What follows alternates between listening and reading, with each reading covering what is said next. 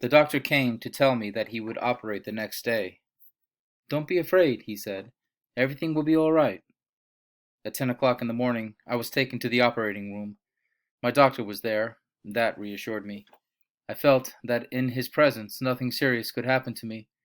Every one of his words was healing, and every glance of his carried a message of hope. "It will hurt a little," he said, "but it will pass. Be brave." The operation lasted 1 hour. They did not put me to sleep. I did not take my eyes off the doctor. Then I felt myself sink. When I came to and opened my eyes, I first saw nothing but a huge expanse of white, my sheets. Then I saw my doctor's face above me. "Everything went well. You have spunk, my boy. Next, you'll stay here 2 weeks for some proper rest, and that will be it. You'll eat well, you'll relax your body and your nerves." All I could do was follow the movements of his lips. I barely understood what he was telling me, but the infection of his voice soothed me. Suddenly, I broke into a cold sweat. I couldn't feel my leg. Had they amputated it? "Doctor," I stammered. "Doctor." "What is it, son?" I didn't have the courage to ask him. "Doctor, I'm thirsty."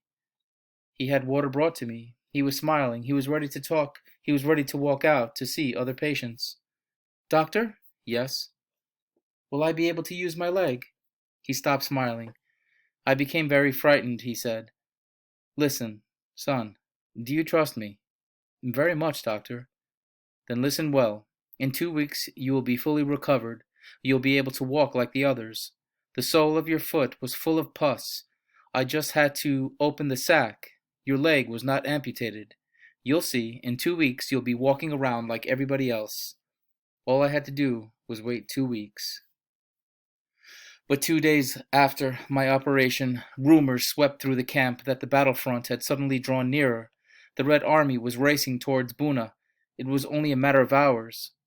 We were quite used to this kind of rumor.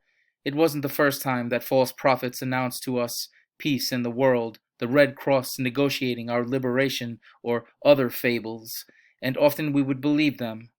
It was like an injection of morphine. Only this time, these prophecies seemed more founded. During the last night, we had heard the cannons in the distance. My faceless neighbor spoke up. "Don't be deluded. Hitler has made it clear that he will annihilate all Jews before the clock strikes 12. I exploded. "What do you care what he said? Would you want us to consider him a prophet?" His cold eyes stared at me. At last he said wearily, "I have more faith in Hitler than in anyone else. He alone has kept his promises, all of his promises to the Jewish people." That afternoon at 4 o'clock, as usual, the bell called all the Blockalistes for their daily report. They came back shattered. They had difficulty opening their mouths. All they could utter was one word: evacuation. The camp was going to be emptied, and we would be sent to the rear. Where to? Somewhere in deepest Germany, to other camps. There was no shortage of them. When? Tomorrow night. Perhaps the Russians will arrive before. Perhaps. We knew perfectly well they would not. The camp had become a hive of activity. People were running, calling to one another. In every block, the inmates prepared for the journey ahead. I had forgotten about my lame foot. A doctor came into the room and announced, "Tomorrow, right after nightfall, the camp will start on its march, block by block. The sick can remain in the infirmary, and they will not be evacuated." That news made me wonder, were the SS really going to leave hundreds of prisoners behind in the infirmaries, pending the arrival of their liberators? Were they really going to allow Jews to hear the clock strike 12? Of course not. "All the patients will be finished off on the spot," said the faceless one, "and in one last swoop thrown into the furnaces." "Surely the camp will be mined," said another. "Right after the evacuation, it will all blow up." As for me, I was thinking not about death, but about not wanting to be separated from my father. We had already suffered so much, endured so much together. This was not the moment to separate. I ran outside to look for him. The snow was piled high, the blocks, windows, veiled in frost.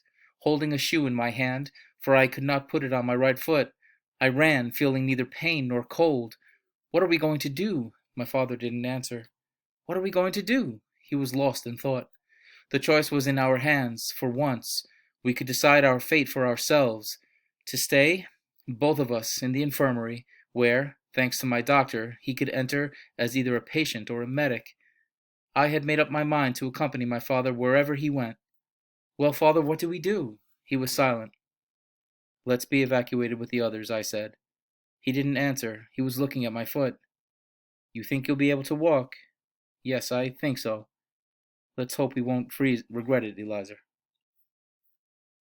After the war, I learned the fate of those who had remained at the infirmary.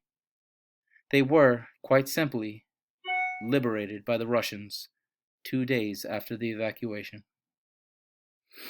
I did not return to the infirmary. I went straight to my block. My wound had reopened and was bleeding. The snow under my foot turned red. The Blockalists distributed double rations of bread and margarine for the road. We could take as much clothing from the store as we wanted. It was cold. We got into our bunks. The last night in Buna. Once more, the last night. The last night at home. The last night in the ghetto. The last night in the cattle car. And now, the last night in Buna. How much longer would our lives be lived from one last night to the next? I didn't sleep. Through the frosty window panes we could see flashes of red. Cannon shots broke the silence of night. How close the Russians were. Between them and us. One night, our last. There was whispering from one bunk to the other. With a little luck, the Russians would be here before the evacuation. Hope was still alive.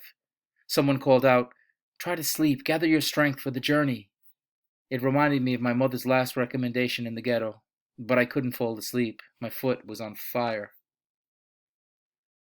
In the morning, the camp did not look the same. The prisoners showed up in all kinds of strange garb. It looked like a masquerade. We each had put on several garments, one over the other, to better protect ourselves from the cold. Poor clowns, wider than tall, more dead than alive. Poor creatures whose ghostly faces peeked out from layers of prisoners' clothes. Poor clowns!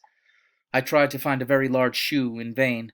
I tore my blanket and wrapped it around my foot. Then I went off to wander through the camp in search of a little more bread and a few potatoes. Some people said we would be going to Czechoslovakia. No, to Grossrosen. No, to Gleiwitz. No, to... 2 o'clock in the afternoon. The snow continued to fall heavily. Now the hours were passing quickly. Dusk had fallen. Daylight disappeared into gray mist. Suddenly, the Blockalist remembered that we had forgotten to clean the block. He commanded 4 prisoners to mop the floor 1 hour before leaving camp. Why? For whom? For the liberating army, he told us. Let them know that here lived men, not pigs. So we were men after all. The block was cleaned from top to bottom. At 6 o'clock the bell rang. The death knell, the funeral, the procession was beginning its march. Fall in, quickly! In a few moments we stood in ranks, block by block. Night had fallen. Everything was happening according to plan. The searchlights came on. Hundreds of SS appeared out of the darkness, accompanied by police dogs. The snow continued to fall. The gates of the camp opened.